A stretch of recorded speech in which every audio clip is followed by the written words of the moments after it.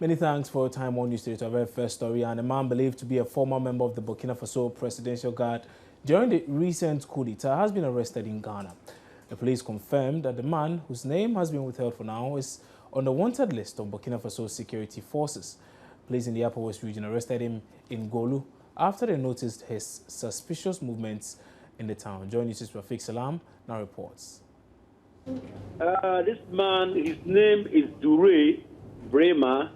He's a 40-year-old Burkinabe, and he's also a former member of the disbanded Presidential Guard that were loyal to Blaise Compaoré, former president who was ousted in an uprising in Burkina Faso. And so the man came to Ghana on Friday. That was on the 22nd of January, 2016. And then the following day, he was seen in Bolu, towards the northern border with the Sasala West district. And they saw him loitering about, and they suspected his movement. And then the people who saw him, they knew that he was not one of their own, so they alerted the security forces, and then he was apprehended. And so when they apprehended him, they arrested him. When they arrested him, a few hours later, Burkinabe officials also came around and said that the man was on their wanted list, and then they were looking for him. And so they have to transfer him to Wa. He was brought to Wa yesterday, where he was interrogated by the Deputy Abo State Commander, ACP Nana Asumahine, and then the Regional Crime Officer. And so he told them during the briefing or the interrogation that he accepted that he's a former member of the Presidential Guard. And so, according to the Regional Crime Officer, when I spoke to him, Superintendent Awinaba, he told me that the guy, the person of Zuri Brema, is not a thorough suspect. He has not committed any crime in Ghana. But what they are trying to do is that they have a link up with the Burkinabe authorities, and they will soon send him to Burkina Faso for him to face a trial there. So, but they are waiting for clearance from Accra before they send him there. Okay. The police were really worried, and they expressed concern about where the report came from because they stated categorically that they have not spoken to anybody regarding this particular story. Even yesterday, in the evening, when I was even doing this story on DKM, and I want to speak to the Deputy Regional Police Commander, Nana Asumahine, ACP Nana Asumahine. I met this guy. He was in handcuffs, muscular built man, and I even gave way for him to be sent to the Deputy Police Crime Officer. But I was not aware of this particular story because I thought that it was a normal arrest that they did until this morning or later in the night. Heard the news that a terror suspect arrested in at Golu. So they were really surprised about the way the story went out. And then they are saying that things like terrorist attack, we shouldn't put fear into people, and that we media personnel should be circumspect in whatever reportage we are going to give. And so the police in Upper West region, to be honest with you, they are really worried about the report that we sent out. Do we know whether or not the police are on the manhunt for any more of these people? For now, they are saying that this man that they have arrested has not committed any crime in Ghana or in the Upper West region, and so they have nothing to hold on to him, and that's the reason why they want to export or send him to Burkina Faso to face trial. But they are saying that they are also on the alert, but they can tell the public that there's nothing to fear, and that none of the suspects or none of the terror suspects in Ghana or in the country. And so that's what they are trying to allay the fears of the people in the Upper West region and the country. Regional Crime Officer Superintendent Fusheni has been speaking to Joy News on how the police is handling the particular issue. He came to Ghana on the Friday, and it was a Saturday he was seen loitering in Lubolu. So he had been here for a day before he was arrested. Where was he arrested? He was arrested in Bolu, a border town at the northern side of Ghana, with Burkina Faso. Now you have arrested him. What next? Yeah, since he has not committed any offense in Ghana, we feel that, and Burkina Faso police are also looking for him. maybe he committed an offense there, which we may not be able to know. So we have to transfer him there. Then they will continue with the investigation. But they are saying that he's a terror suspect. That's what's all over in the media. Can you confirm this? No, we cannot confirm now. Since number one, the terror attack didn't happen in Ghana. And then number two, we don't know the suspects. And since the Burkina Faso police that is investigating that case, they'll be able to know whether he is linked to that terror attack. So what advice do you have for the public regarding this issue? No, they should not panic in the sense that in our interaction with the Burkina Faso police, they did not indicate to us that he was one of the terror suspects. And number two, we are collaborating very well with the Burkina side of the military and the police, and we are sharing information and assisting each other. So for now, we don't have any fear that some of the terror suspects are within our territory. So whenever they are going to go on air on such matters, they should seek the proper clarifications before they. Now, representatives of the Power Ministry and a team comprising of senior management at Electricity Company of Ghana were earlier today on a tour to inspect the meters of 3 major factories at the North Industrial Area. Now, the move, according to authorities, was to validate reports that some factories had tampered with their meters in order to underpay for power consumed. My colleague Jennifer Kioma was on that tour and joins me live now in studio with a lot more on what happened on this particular tour. So, Jennifer, thanks for joining us. Always welcome. Which particular companies were visited today, and really, what happened? Well, first we started with Latex Foam, the headquarters of Latex Foam at North Industrial Area. We moved to Danex, and then from there we went to Fan Milk. And as you mentioned earlier, the Honorable Deputy Minister and his team, they actually went around auditing the meters of these companies because they had heard these reports that these major factories were tampering with their meters and were underpaying the ECG in essence. So that's what they went to go and check to make sure. So when they got there, what happened? Obviously, if I'm in my home and someone just invades, I'm envisaging some sort of confrontation. Oh? Well, the Deputy Minister did describe it as a sting operation. It was a surprise. All factories that we went to today, they were the emotions ranged from disappointed to, upset, like really upset that the Minister and his team had arrived like that with, the cadre of press behind him. Fan Milk in particular, they had to call management before we were allowed even onto the premises, before we were allowed to go to the plant to read the meter. So yes, it was actually quite an interesting experience, having the minister there. But interestingly, the ECG boss, Mr. Robert Jamina, he pointed out the clause that ECG gives to all companies which, they register on ECG, that they can go and visit the premises at any time to read the meter and make sure everything is in check. We also spoke to the Honorable Deputy Minister to find out exactly, his take on everything that went on today. Okay. We are having some losses attributable to energy thefts, some illegal connections, and some bypasses. And so the Ministry of Power and its agencies, we've constituted a task force to conduct this exercise. I am here myself to witness what they are doing so that we can have a fair appreciation of what is happening. And so all the companies we visited, we went there unannounced, and that is why you realize that there was some level of resistance. Because if we were to inform them we are coming, then the purpose for this exercise will be defeated. And so from today, the audit team will continue to work. They will continue to visit all customers. And let me put this on record, all customers. We are commencing with what we call SLT customers. These are heavy consumers. Beyond this, we'll be targeting hotels, we'll be targeting nightclubs, we'll be targeting ministries, departments, and agencies. All government institutions that are supposed to pay for the power they consume, we want to assure you and send a signal that we shall collect those monies. Because the Minister of Finance indicated that all these institutions ought to be budgeting for the power they consume. We cannot have a system where one section of society pays for the bills they consume, whilst the other enjoys power without paying. It creates an imbalance, it creates inefficiency, and so we are determined to pursue this course.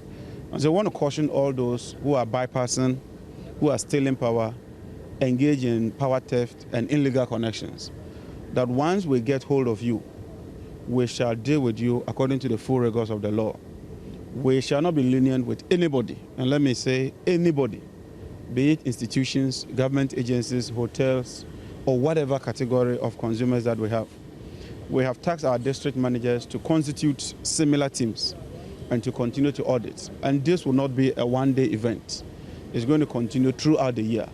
We want to ensure that there's equity, there's fairness, and that we capture as many people as possible. As was indicated, there was a major fault on the 330 kVA line, especially within the west. And so Gridco is investigating that. Gridco indicated that they needed a helicopter to do some surveillance of the entire stretch of the line. Fortunately, the Ghana Air Force has agreed to release the helicopter for us. However, due to the veracity of the weather, the harmattan is so severe that visibility is very, very poor. And so we are unable to lift off with the helicopter. And so when the weather gets a bit better and visibility improves, the helicopter would conduct a surveillance of the entire stretch of the line. After doing that, they will do an assessment. But in addition to that, we have tasked the Energy Commission, which is our technical advisor, to do a full systems audit of the entire network. And they are in the process of doing that. They have 2 weeks within which to complete that. They will submit a report, and we shall carry on with that. And so the challenge that we are facing is a result of the fault on the 330 kVA line. But the truth is that it takes a bit of time to arrest that. And so even as we are working on that, we want to appeal to consumers to bear with us. The engineers are working around the clock, and when there's any information, we shall relay that to the people of Ghana.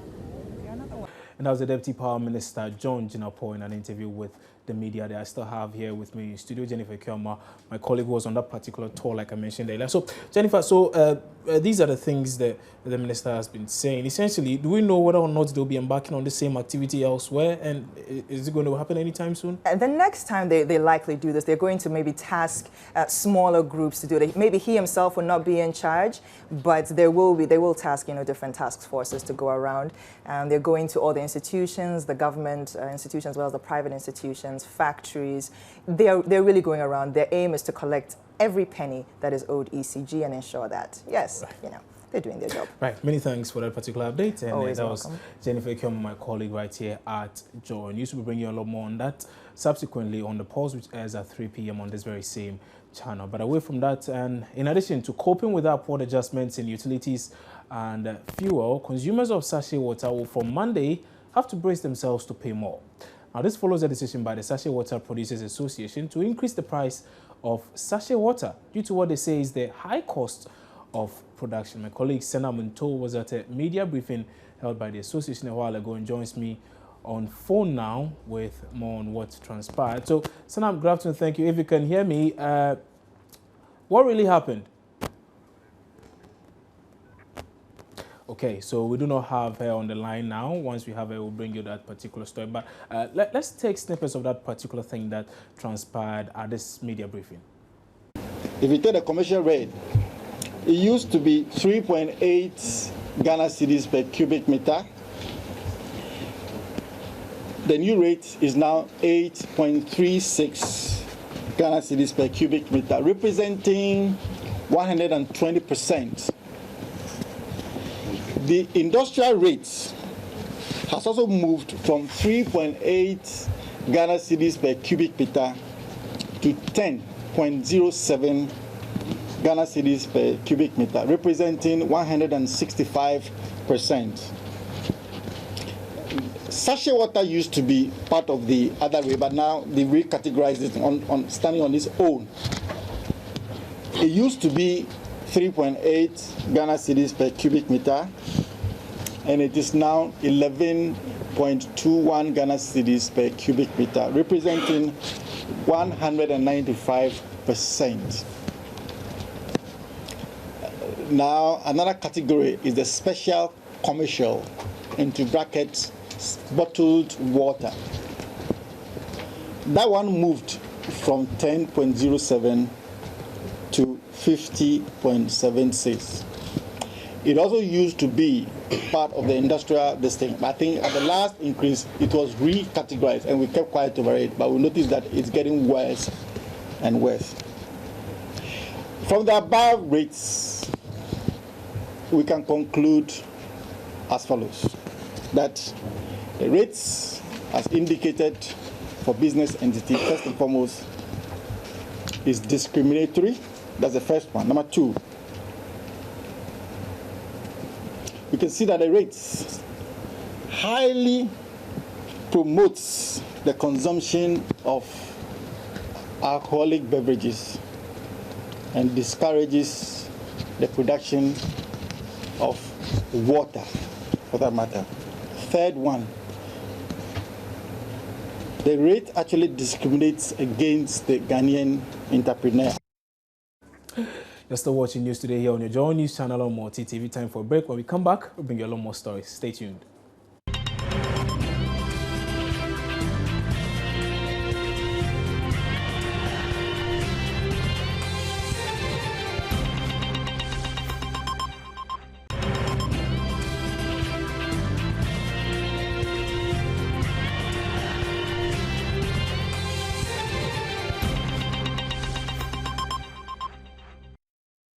Many thanks for your time here on News Today. We can now move on and do a lot more stories. And this time, let's turn our attention to Parliament, where we are told that the sitting has actually reconvened. Let's get onto the phone lines and speak to Parliamentary correspondent Elton Brobe, who joins us live now on phone with details of what is happening currently in Parliament. Elton, good afternoon. Many thanks for your time. So, indeed, Parliament was to consider quite a number of bills in this particular session. Can you tell us whether or not they've already started on that? Oh yes, of course. They are back in the House, and this particular session will last for just 9 weeks. And usually every session has a unique, agenda on the table. Now, for this particular session, the State of the Nation address to be delivered by President John Mahama is going to be the main agenda for this particular session. But because we are in an election year, and there are plans to amend the constitution so that the election can take place in November instead of December, the expectation is that government will present, or the Attorney General on behalf of government will present a bill that will seek to amend the constitution, because this particular issue is not an entrenched position, which means that Parliament can do so. And then once that particular bill is presented, I'm told that they are hoping that this week the Attorney General will do it. When that is presented, it will be referred to the subsidiary legislation to go to the 21-day maturation period. And when it is brought back to the House, it will go through the passage. And then also, there's also the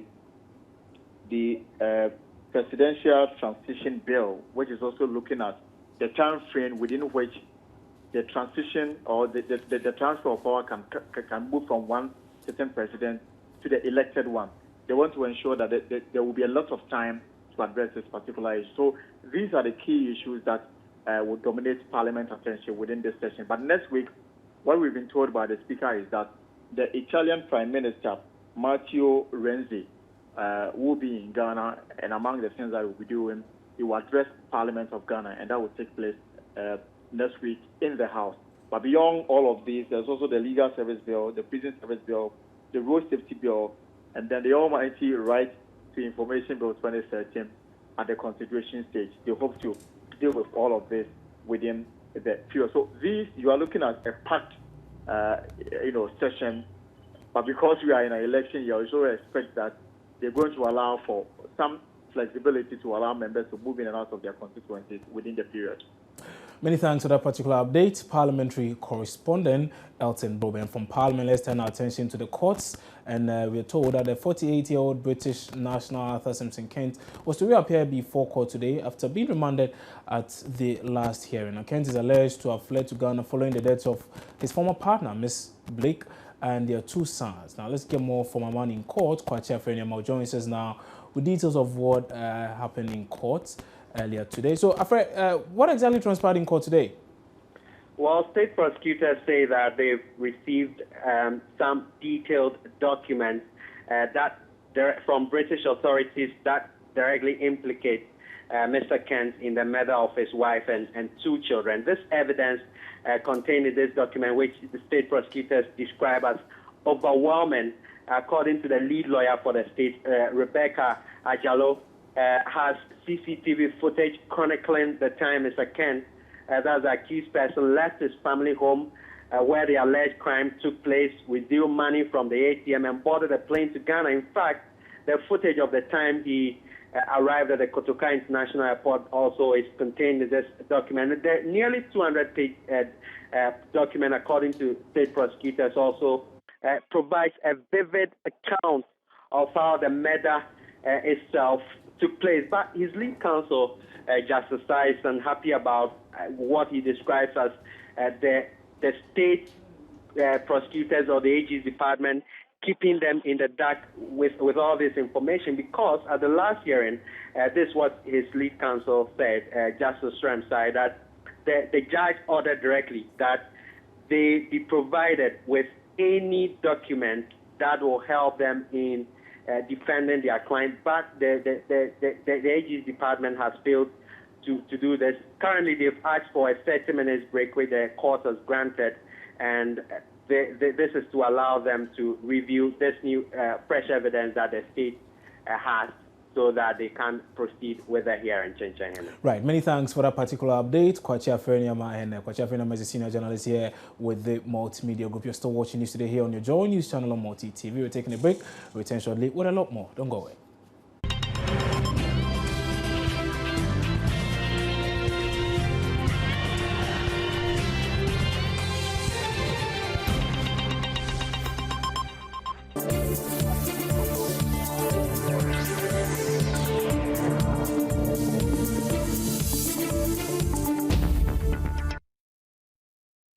So let's talk business now, and here is John Omarkon with the very latest. Hi, John.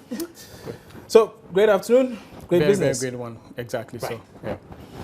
And on business this afternoon, the head of sales and marketing for Cooling Ghana, Delali, has reiterated the need for companies to make their product meet the specific needs of consumers. In this light, the company has launched a new type of air conditioner VRF system of Carrier, which has special features to help reduce energy consumption. Madam Aki spoke to Joy Business at a seminar to introduce the brand to some players in the construction sector. Our company has been in the market since 2011, where we supply and install the Carrier brand. Where we are part of a bigger group of companies, which comprises of Ashfoam, Qualiplast, Duraplast, and Nestra. And they're all related to the construction industry. We all offer products and services from the construction industry. The system we are presenting in this two-day seminar is a system that will help reduce the electricity consumption of Ghanaians. It's very eco-friendly, energy-saving, green, as we call it here. It helps in reducing energy consumption because there's only one outdoor unit for up to 64 indoor units. Another benefit we have for the VRF is the physical appearance of the building. For regular split, you have one outdoor unit for each indoor unit. For VRF, you can have one outdoor and have up to 64 indoor units. So physically, it's more appealing. And at the same time, you lower your electricity bills, knowing that we are facing this doom-sore situation now in the country. In order not to collapse, you have to offer products that cater to the market. Currently, you have to offer products that cater to this doom-sore situation, which we are doing, and which we are doing at very competitive prices.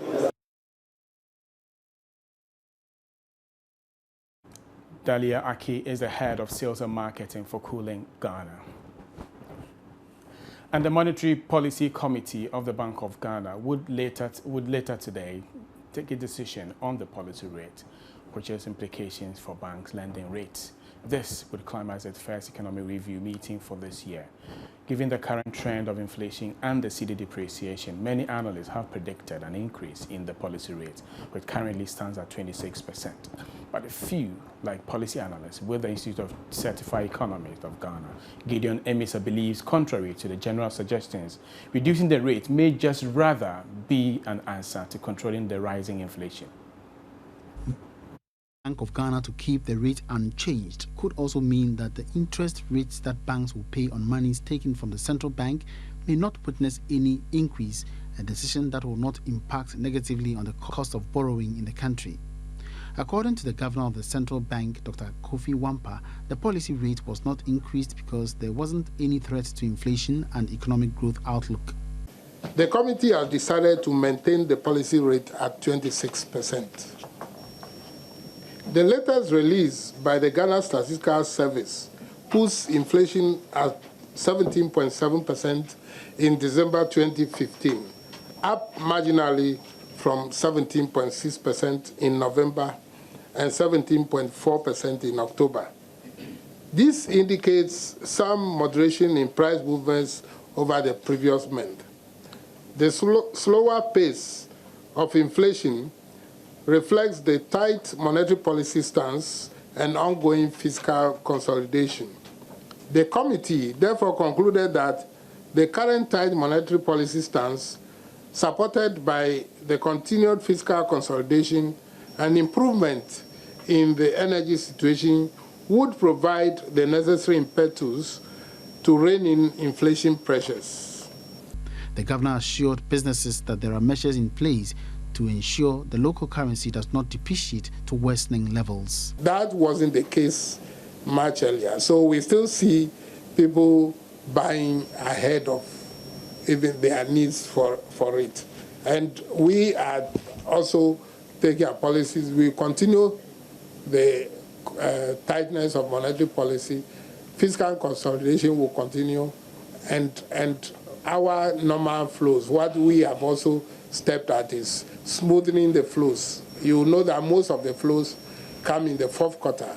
We are doing a smoothing of those flows so that we can get some of those flows ahead, so that you don't have a situation where demand far outstrips supply. Dr. Wampa also announced it has begun its policy to stop lending to government totally. The zero net financing, and we are working closely with government because it is an effort that we have to coordinate together to ensure that we achieve that, and we do regular monitoring between the technical people to ensure that the forecasting, the main thing is how you forecast the payments and the inflows, and to do it in such a way that you match your payments with the inflows. And we've started doing that already. On the recent audit of the IMF to assess the financial position of banks, the central bank governor noted there might be need to up capital of these institutions. And that's it for Business at Midday. My name is John Amwako.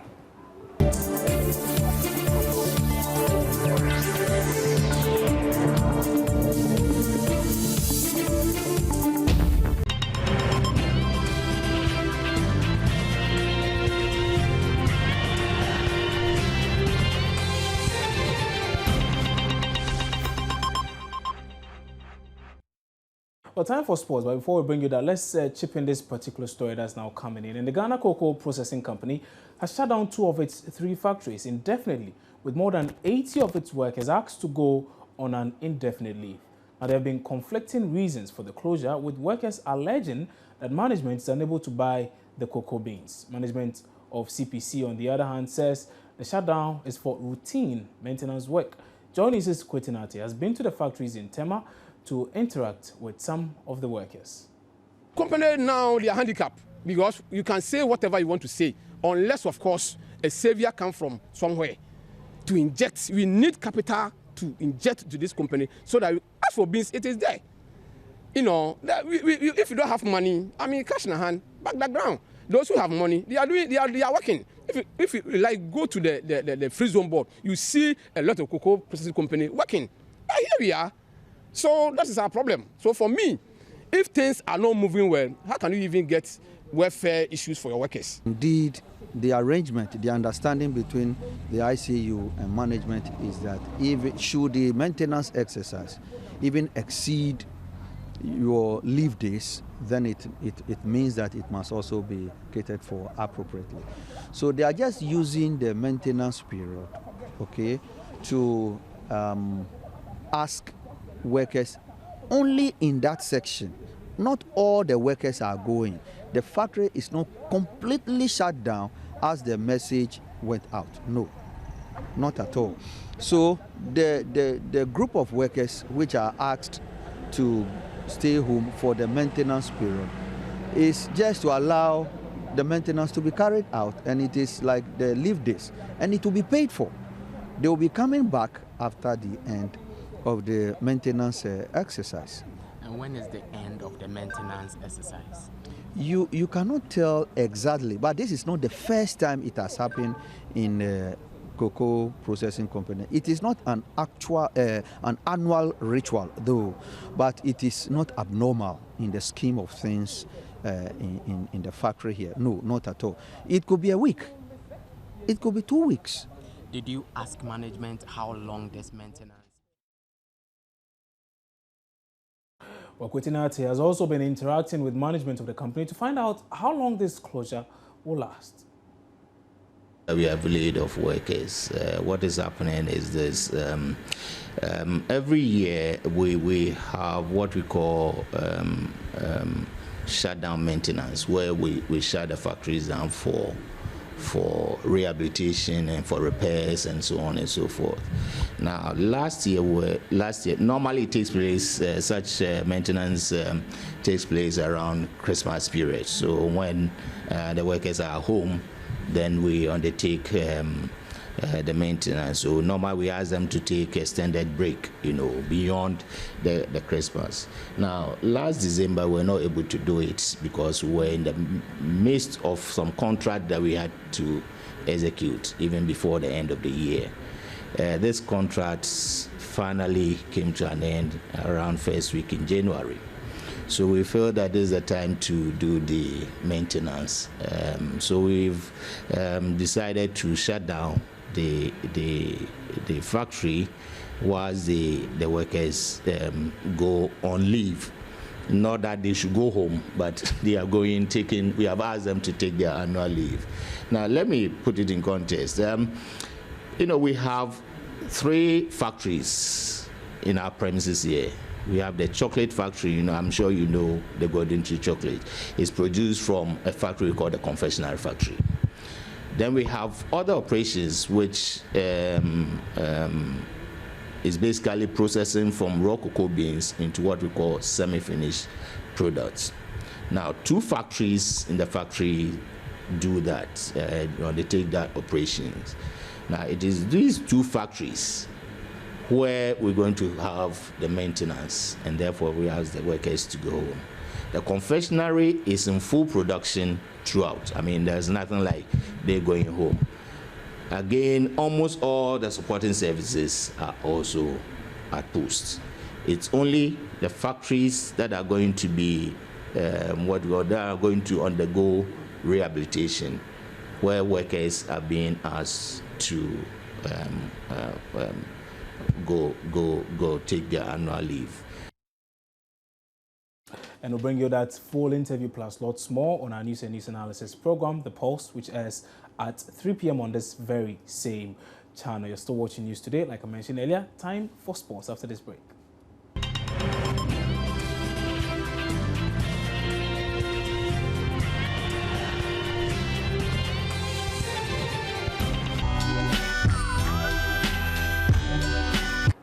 Time to talk entertainment here on Joy News Today. Today we are talking Riala, something on Riala. So most often the work side of Afropop entertainer Riala is seen, but her romantic side has been shielded till now. The musician has been making a couple of revelations.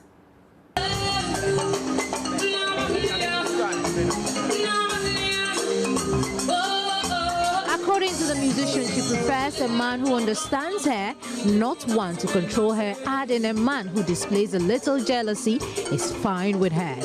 She said, and I quote, "As a woman, I'm taking my time to study the man that I am with." She noted that seeing other entertainers posting photos of different partners they've had encounter with does not speak too well of such persons.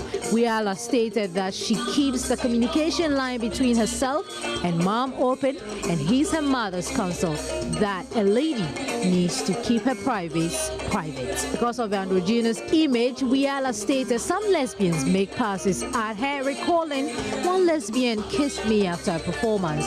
She asked to hug me, but then got so hyper she kissed me. I was totally taken by surprise but managed to stay cool. I am not into that, so when they realize it, they just back off, but I don't prejudge. I just state where I stand." However, on a first attempt to laugh, she disclosed, "I got my first kiss after 19 years. Now, Shatta Wale's single Hold It has made it Into the BBC One Extras Destination Africa Top 5. The track of his yet-to-be-released upcoming album was one of the most played during the fourth quarter of last year. The Continental Chart Show hosted by DJ Edu also had Nigerian's Wizkid occupying the number 2 position with his single Final Baba, while number 3 went to the South African artist Ashley Raffaella with his song African Woman. Zimbabwe dancehall star Winky D with his song Disappear also landed at the number 4 position. Tanzanian artist AY Zigo Remix, which he featured Diamond Platinum, also made the list at number 5. DJ Edo is a Kenyan-born, London-based DJ who presents One Extras Destination Africa show, bringing the sound of the African underground to the speakers of the UK and the world. Edo is known for playing a wide variety of African genres from Kinge, soul and urban through the Coupé Décalé, Zouk, Lingala, Soukous, Nigerian hits, Egyptian hits, and Afrobeats.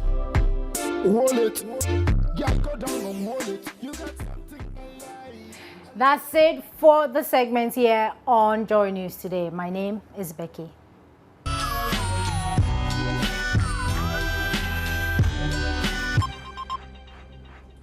And as I wrap up on News Today here on your Joy News channel on Multi-TV, my name is Kwabena Chenchen Heneboati. Remember, as usual, there are a lot more stories on myjoyonline.com. Many thanks for your company.